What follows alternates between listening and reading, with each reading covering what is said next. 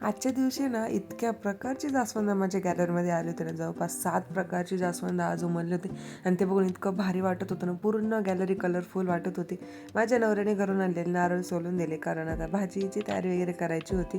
आणि भरपूर दिवसापासून आमचे झाडं पण म्हणजे 2-3च झाडं ठेवत असते मी आता हॉलमध्ये, पण ते सुद्धा बाहेर होते.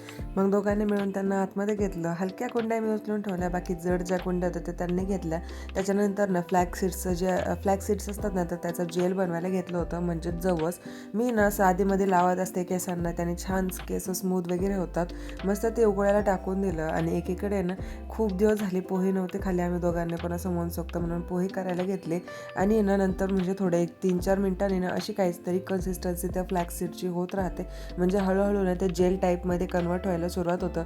आणि एंडिंगला असं काही ते थोडं फेसाळलेलं होतं. मग ते ना ज्या वेळेला गरम असतं ना, त्याच वेळेला आपल्याला गाळून घ्यायला लागते, कारण थंड झालं ना नंतर ते गाळता येत नाही. आणि बियांसकट लावलं ना पूर्ण इकडं तिकडं बिया पडत राहतात लावल्यानंतर. मस्तपैकी पोहे वगैरे तयार करून घेतले आणि खूप दिवसांनी पोहे खाल्ले होते, त्याच्यामुळे इतकं भारी वाटत होतं.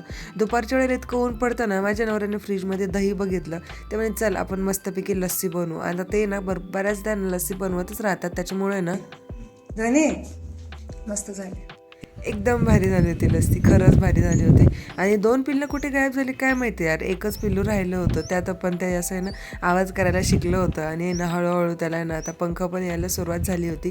मी गॅलरीमध्ये होते म्हणून त्याचे आई पप्पा अशी ना त्याची वाट बघत होते, म्हणजे ते ना तिकडून बसून आणि त्याचे राखण करत होते, माझं पिल्लू सुरक्षित तर आहे ना. संध्याकाळच्या वेळेला ना यांनी गॅस नीट करून आणला होता, म्हणजे मी तुम्हाला बोलले होते ना की मला गॅसची जी डायरेक्शन आहे ती बदलायची. आणि प्लस ना गॅसची जी फ्लेम आहे ना ती खूप स्लो चालत होती, म्हणून ते सगळं नीट करून आणलं.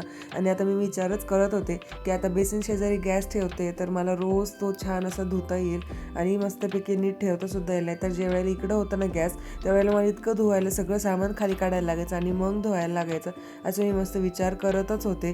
पण तितक्यात त्याचं ना माझं जे गॅसवर दूध मी तापत ठेवलं होतं ना ते होती गेलं. म्हटलं बरं झालं, मी विचारच केला आणि मला लगेच धुवायला पण लागला. पण मी असं विचार नाही केला की दूध वगैरे सांडले वगैरे काय, कारण अशी म्हण आहे की दूध आपल्या नकळत होती गेलं ना की असं समजायची की आपल्या घराची वास्तुशांती होऊन गेली. त्याच्यामुळं काय मी टेन्शन नाही घेतलं. चला तर मग भेटूयात पुढच्या व्लॉगमध्ये. तोपर्यंत जय गणेश.